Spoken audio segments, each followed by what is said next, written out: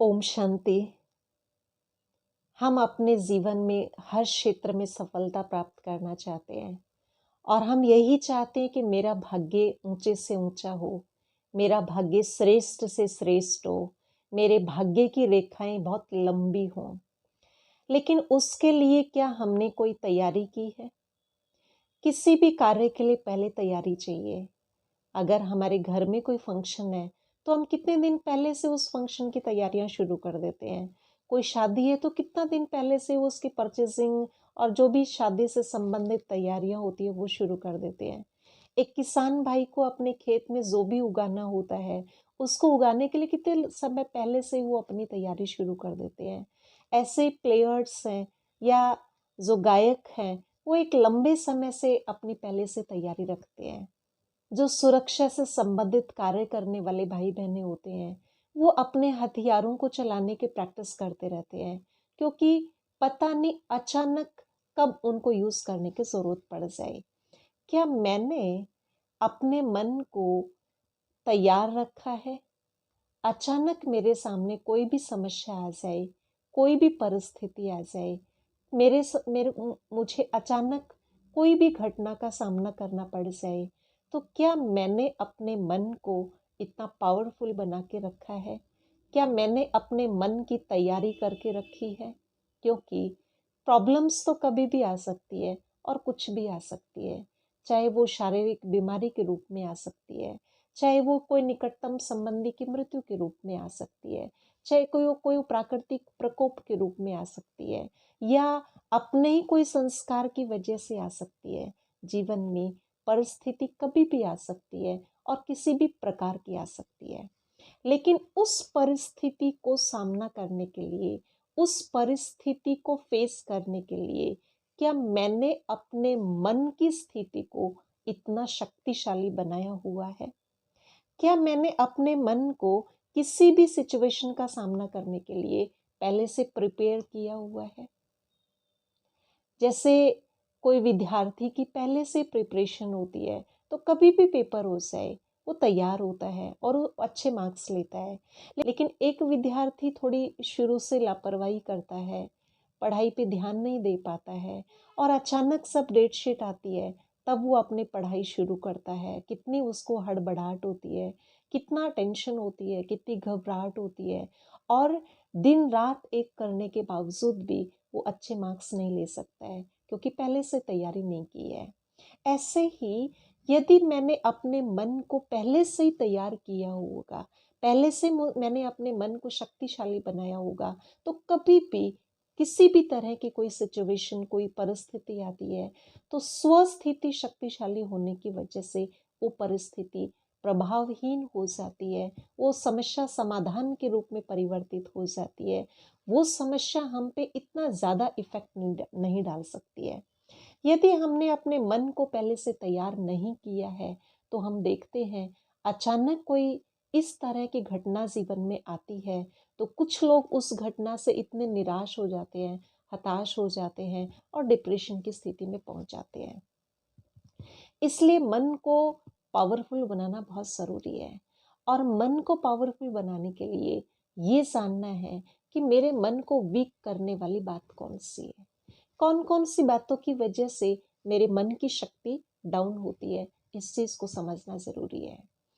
अगर हम छोटी छोटी बातों का व्यर्थ चिंतन करते हैं तो मन को कमज़ोर बनाने वाला जो सबसे मुख्य कारण है वो है व्यर्थ चिंतन। जब हम व्यर्थ चिंतन करते हैं तो हमारे मन की शक्ति धीरे धीरे डाउन होती रहती है, और मन की शक्ति कमज़ोर होने की वजह से हम पे छोटी छोटी बातों का बहुत जल्दी इफेक्ट पड़ जाता है। मान लीजिए दिन भर में किसी का व्यवहार मेरे लिए अच्छा नहीं रहा, किसी के शब्द मुझे अच्छे नहीं लगे, या किसी की भावनाएं मुझे अच्छी नहीं लगी, किसी ने मुझे डिस्टर्ब करने की कोशिश की, किसी ने मेरी इंसल्ट की, किसी ने मेरे लिए उल्टा सुल्टा बोला। अगर मेरा मन कमज़ोर है तो मैं उस बात को पकड़ के उसी का चिंतन करती रहती हूँ, और वो व्यर्थ का चिंतन हमारे मन को कमज़ोर करता रहता है। सामने वाले व्यक्ति ने तो बोला, उसके पास तो जो था उसने दिया, उसके अपने पास दर्द था, उसके अपने पास दुख था, वो खुद टेंशन में था, वो खुद व्यक्ति परेशान था, उसने अपने शब्दों के माध्यम से या अपने व्यवहार के माध्यम से उसने वो अपनी परेशानी हमारे सामने निकाल दी। उसका काम है देना, लेकिन लेना या न लेना ये हमारी चॉइस है।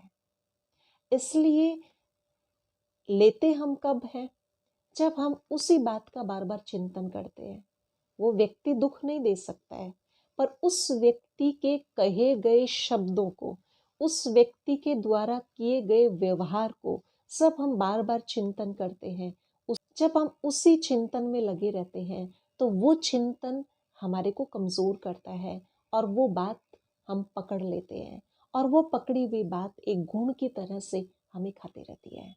इसलिए किसी भी बात को, किसी भी व्यर्थ को, किसी भी नेगेटिव बात को हमें पकड़ना नहीं है, लेकिन आत्मा पिता को सौंप करके अपने आप को हल्का कर देना है। आप कभी ध्यान से देखिए, किसी एक घर में दो छोटे बच्चे होते हैं और वो दोनों छोटे बच्चे आपस में खेल रहे होते हैं या एक साथ बैठे होते हैं या कुछ भी कर रहे होते हैं। उनमें से जो बड़ा बच्चा होता है वो छोटे वाले बच्चे की कोई चीज ले लेता है या उसका कहना नहीं मानता है या उसके साथ कुछ थोड़ा छेड़ करता है, और वो छोटा बच्चा समझता है कि मैं असमर्थ हूँ, मेरी बात ये मानने वाला नहीं है।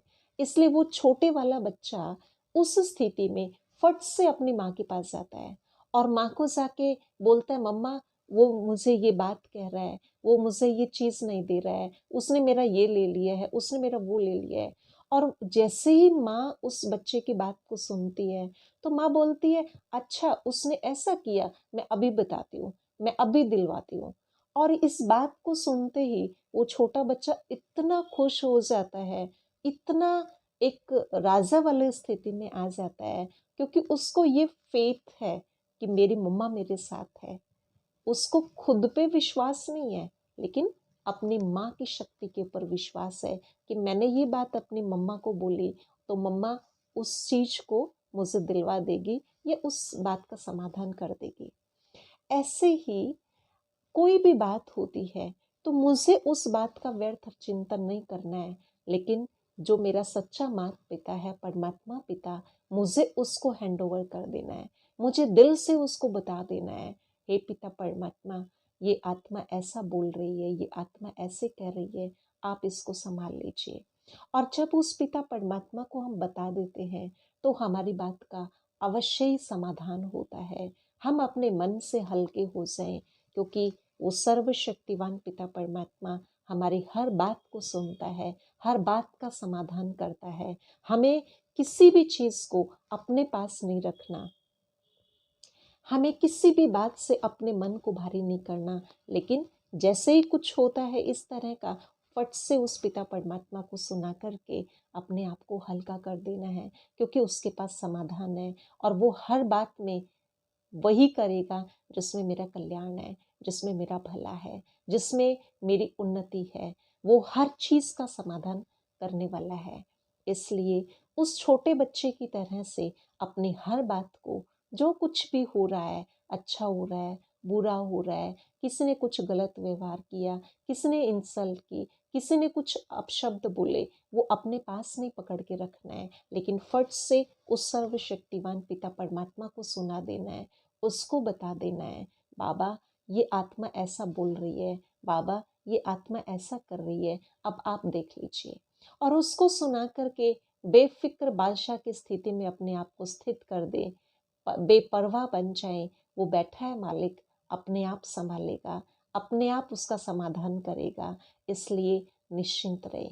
तो सब हम मन में किसी की नेगेटिव बात को पकड़ते नहीं है, उसका चिंतन नहीं करते हैं, तो उससे हमारा मन शक्तिशाली बनता चला जाता है, और एक शक्तिशाली मन किसी भी तरह की सिचुएशन को इजीली फेस कर सकता है, क्योंकि परिस्थिति को हम नहीं टाल सकते हैं, लेकिन हम उस परिस्थिति को सामना करने के लिए अपनी स्वस्थिति को अच्छा बना सकते हैं।